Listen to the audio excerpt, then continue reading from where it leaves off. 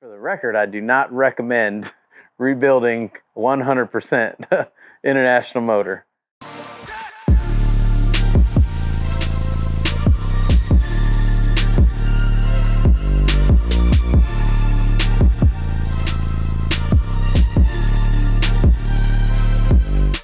John Pena out of Spring, Texas, IHBuilder on Instagram. So my dad worked for the U.S. Postal Service for almost 40 years.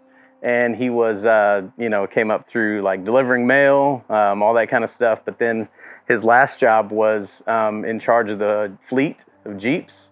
So he was in charge of like maintenance, whatever it was that was needed on the Jeep. So then it was, there was always something, go to the post office on weekends when he's working overtime and just in and out of the Jeeps, stuff like that.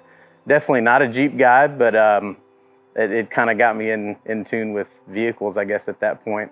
And then somewhere around then, I was probably maybe, 10, I guess, or something, started with model cars. And that was probably about the same time Boyd Coddington was, getting really big before the TV shows and stuff. I found Cadzilla, I think it was, model car. I remember building one of those and then just starting with model cars. And then once I got to probably 12, I took my Diamondback Viper and turned it into full on. Probably those parts now today are probably worth a lot, but I completely took like the plastic GT wheels or whatever and all that cool stuff and just threw it away. And went and bought a bunch of Lowrider parts for it and built the Viper frame into a Lowrider. My dad taught me to drive standard on his 92 or 93 GMC 1500, his extended cab. Before that, post office, pretty frugal, we're blue collar, just working kind of family. So never had anything new. Before that was a like an 83 step side. It looked like the Fall Guy truck with the roll bar in the back and stuff like that. And then he finally, in the early 90s, got a brand new truck. And it was that 92, 93. And it was standard, manual windows, manual lock, everything, but it was brand new. So he taught me when I was 12, 13, how to drive on that. And then that was in South Texas where we're from. And then we would just start on roads, and then it ended up going into, hey, can I just take the truck down the street? Yeah, take off. And then to go to town, get some stuff. And by the time I was 15 and went into driver's ed, it was like aced it. The teacher's like, oh, okay, it's John's turn. Just go whatever. You need to run some errands or something. So my dad passed away when I was right before my 16th birthday. So there was a little bit of money to a down payment. It was not a lot. But I found a 86 GMC short wide Sierra Classics, what it was called. And I was looking around for vehicles at the time and I saw it at a Honda dealership but it was, completely restored, beautiful. And told my mom about it and said, hey, I found a truck. She's like, okay, let's go look at it. And we pull up to the dealership and she's like, oh yeah, that's a nice one. And she's looking at an Isuzu Pup. And nothing against minis, but it's not really, I tried one time, but yeah, I didn't, I wasn't a mini guy. So I was like, no, it's not that one, it's the one next to it. And she was thinking, oh, that truck's too big. And no, it's not. So anyway, that was it. It was like that royal blue and white two-tone, rally wheels, white letter tires, all redone, bench seat. And then, of course, from that, we went and lowered it. And then before I sold that, it had a 12-inch lift and 37s on it. And yeah, a little bit of everything. I was probably 13 because I was real big into my bike at the time, wanting to show it more.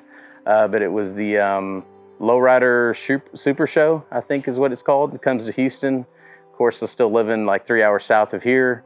And I told my aunt who lives in Houston, I'd really want to go to this show. And she says, well, nobody in my family's into vehicles or anything like that. And they just say, okay, well, we'll look into tickets or something. And it was at, it's either at George R. Brown or something like that. And she bought me tickets. I go, and that was the first time I saw Loco 64. So that was a pretty amazing, just, I remember sitting there trying to comprehend everything that they had done to this Impala to make it look just insane. So that sticks out pretty big. I guess the first full custom one was a 99 Chevy Silverado, and this was the first truck that I paid like myself, no cosigner kind of thing. Made payments on it. It was bought it white, had a DJM suspension drop kit on it, and then from there went to some 20-inch flea market wheels and stuff, and then finally decided to really go all out and started shaving some stuff on it. And then Pat Reed did a full fiberglass interior on it. The seats redone by somebody, and then it just kind of went off from there. That was kind of, I guess, the first venture into full truck show scene. We hit a couple shows around Houston area, and then I took it to Blood Drag, no clue what year, and that was where it got shot for street truck, sport truck, trucking, tailgate. It kind of, you know, just ballooned from there. So I threw a small for sale sticker on it at Scraping the Coast, and somebody bit and gave me the asking price. Good friends of mine now, but yeah, that was the first one, and then took off from there. I'm not an expert on anything. In high school, I took auto collision. I don't remember how many years of it.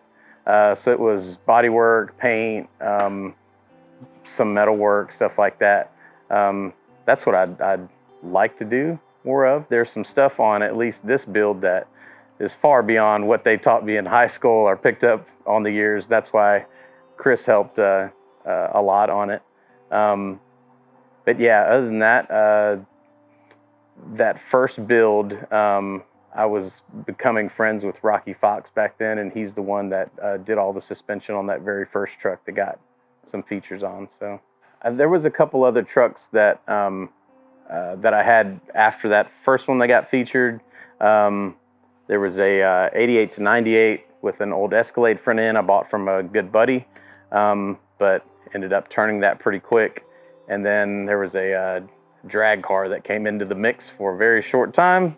And then after that, I had bought this, I can't remember the year, 84, 86, somewhere right around there, Ford Bronco 2. I bought it from, I think it was some junkyard in San Antonio. At the time, I was still really close with the guys at Chaotic Customs. And Mike at the time offered up his dually and enclosed, and I went and picked this project up, took it straight back to their shop, and then we planned to build the world's lowest Bronco 2. We're so close, but there was some direction that we went on it that wasn't really, I guess, what I wanted, so I decided to just kind of give it away, sell it. So I sold, I put it on Modify, that's what it was. Modify, you remember that website, huh?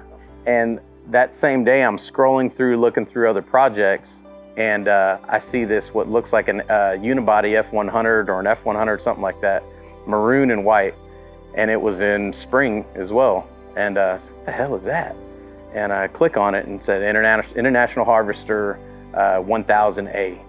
And it's like, that's cool. I remember that they built, you know, some Lightline stuff, but had never really looked into it. So piqued my interest a lot, started looking more into the truck.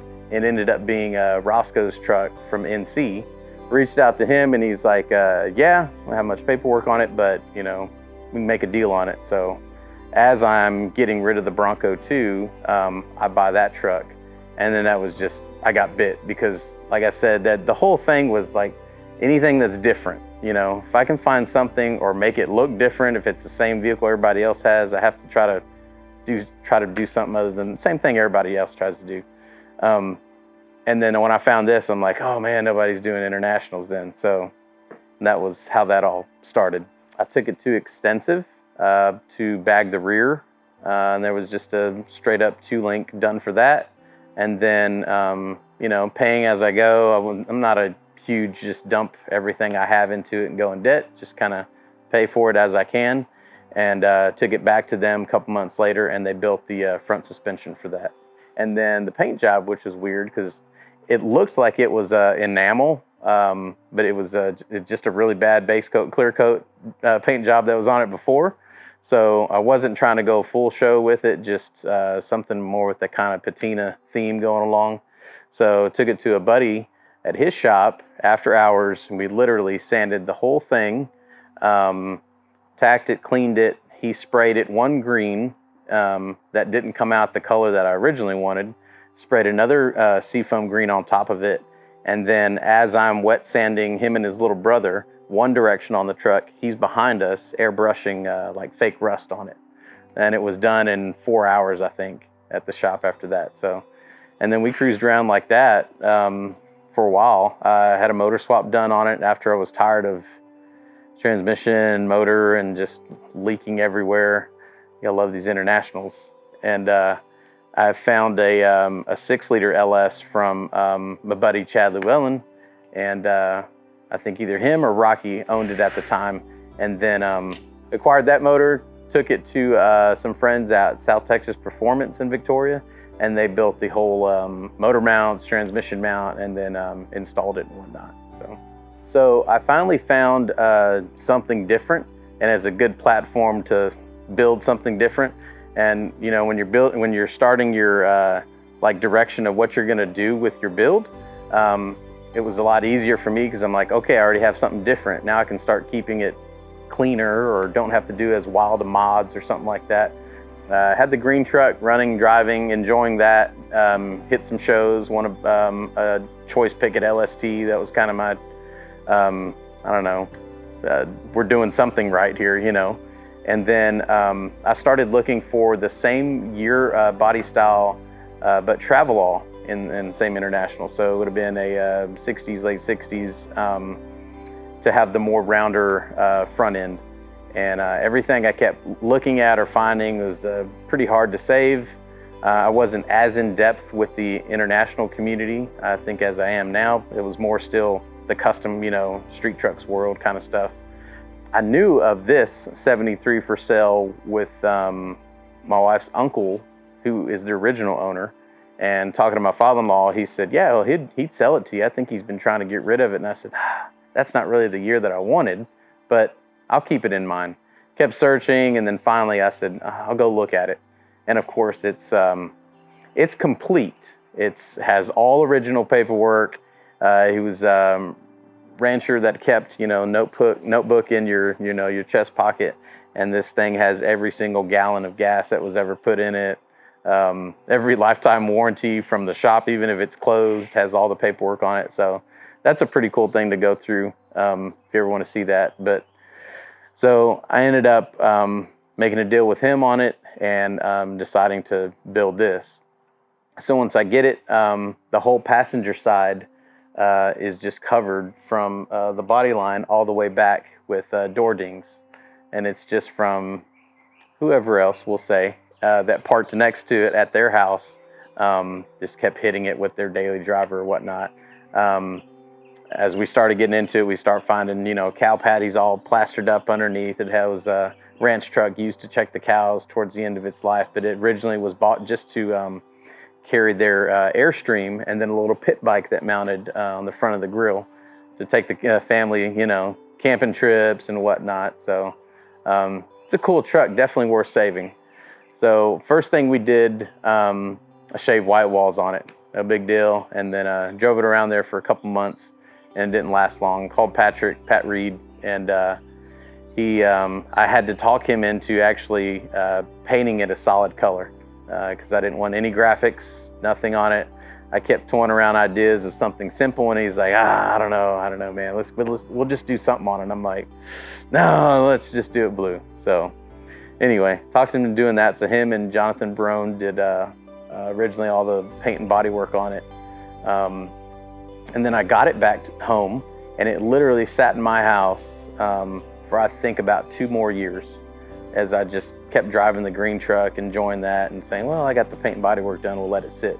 There was a time where I was ready to get into it. I think I was having some fuel issues with the green truck, and I was wanting to do some complete rebuild, change the direction on the green truck. So well, we'll let it sit for a little bit, and met Chris Stahl at that time, and had him go over it, and he figured out a suspension plan for it.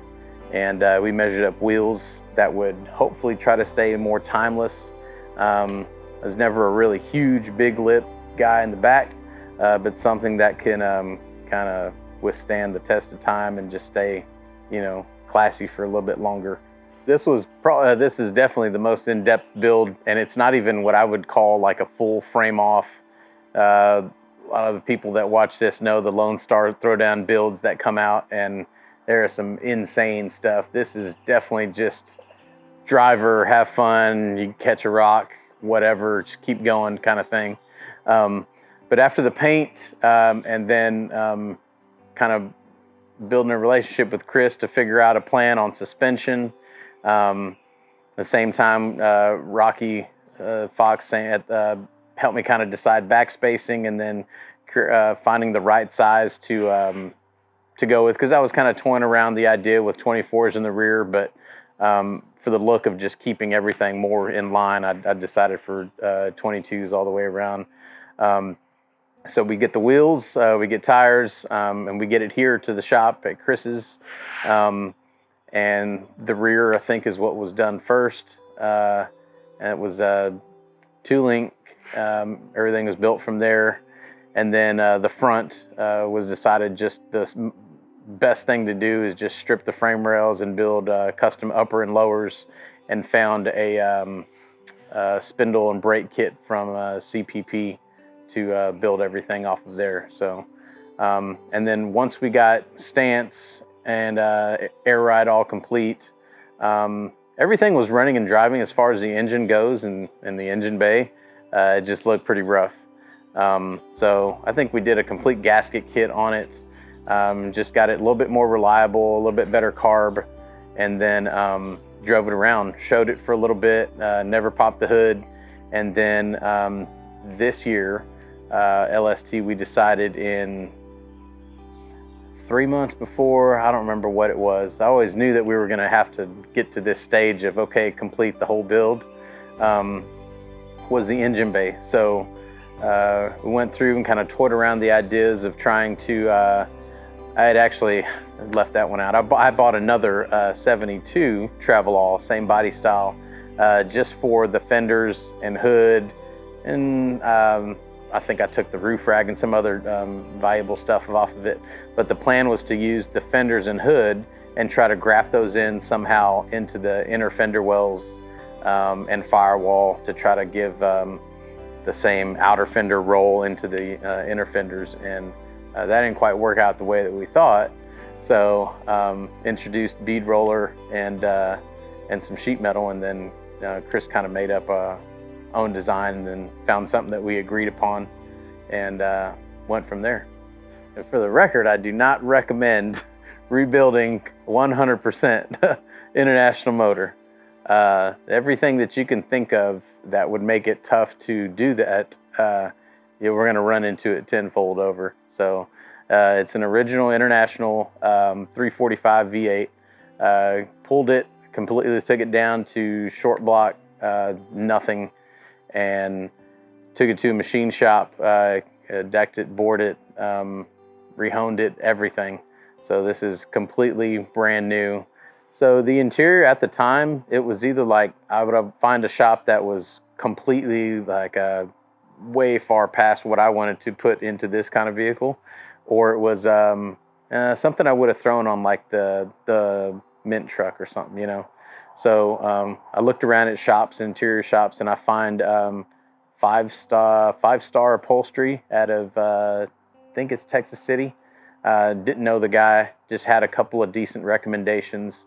I think his style was a little bit dated, but it seemed like somebody that we could work with. So we get down there, and I knew that I wanted some type of King Ranch heavy grain or full grain type of look. Definitely not leather, more vinyl, because as we start driving it more, you know, we're gonna throw some beef jerky on the seat, or, you know, whatever. So we get there, and we find the vinyl swatches that we want, and then the houndstooth colors, and found out the right mix. And there was a couple of things that he did that I didn't want, but it ended up working out. yeah, so we can put that date in. We are 7 days past Lone Star Throwdown. Before we got there, we started 3 months on the complete engine bay. We took it down to nothing and had sheet metal and just Chris built firewall, fender wells, everything. So it's a little bit of a rush job. Is 7 days a week, nights, weekends, everything. And then once it came down to the point where, all right, we're not gonna rush some of this more important install stuff, we decided to finish the wiring and then run some brake lines, which should probably be done this week or next. So yeah, it's like 99% there. So I have a 1950 Farmall Cub.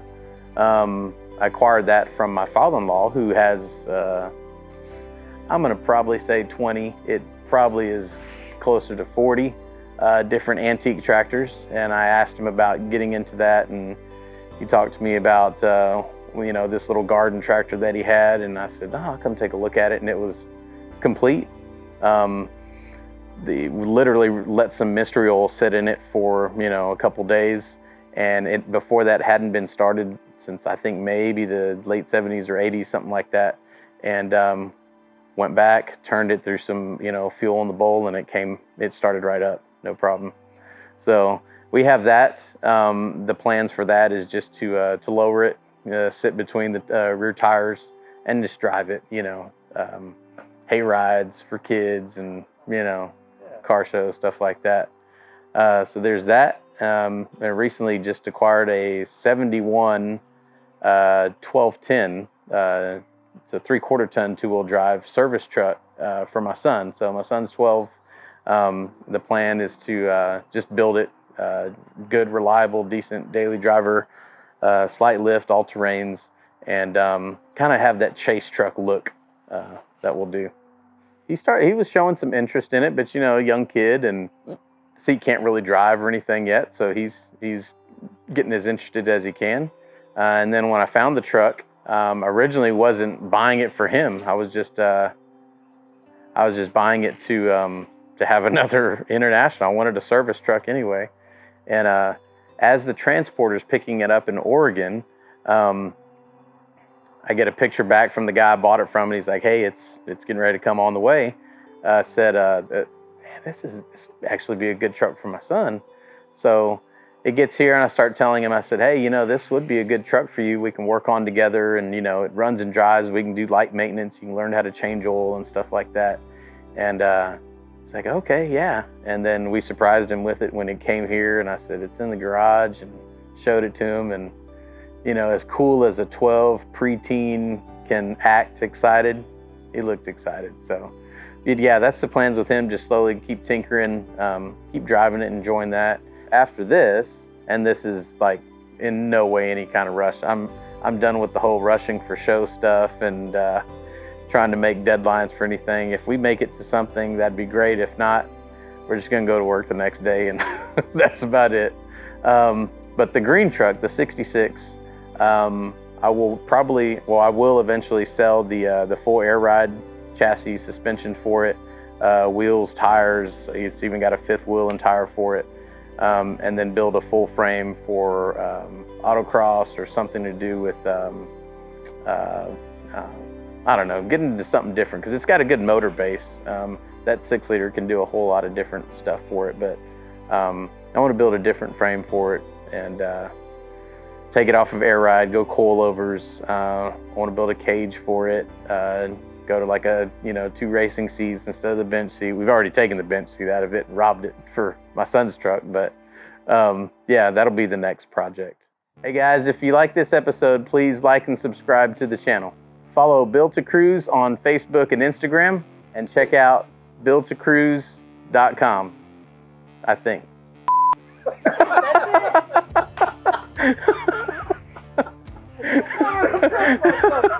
I think. Oh man. I'll kill all this. My booty went to sleep. Harder? No, that's good. Yeah, good. Give it to you hard. Oh man. See, I knew you were gonna start asking stuff like that, and that's the problem. I haven't. I don't have any sponsors, so if I mention anybody, then yeah, they need to pay me back. Hey guys, if y'all like this episode, please, what is it? Subscribe?